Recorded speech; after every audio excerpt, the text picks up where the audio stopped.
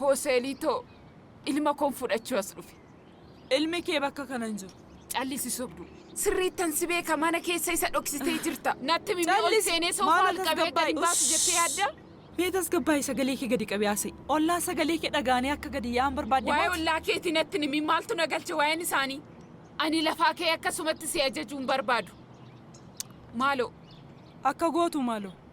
Kabaja xiqqooma isheellee qabaadhu meeti. Natti mimii ati yoomuuf kabajuu jalqabdaa Pooseeliit ta'u.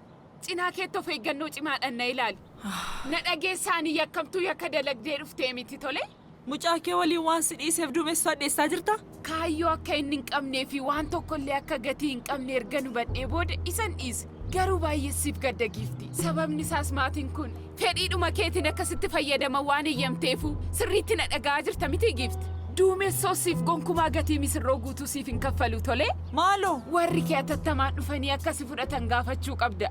Maal seete kana jechuun immoo dhimmi kee nama gaddisiisa. Bakka kana gadhiisiiti ba'i.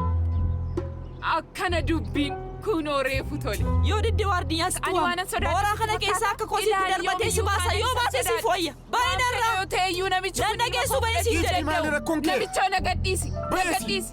Maal nama jettaati? Nuti si dhiise na argita. Roomaan ofiisaaf danda'e fagaalee akka hundana waan keenya iyyuu sirriitti beeknudha. Barbaaddu taanan ijoollee mataa keessanii godhadhaa. Yartuun nana na argita siifan godha. Yoon akkanumatti si dhiise na argita.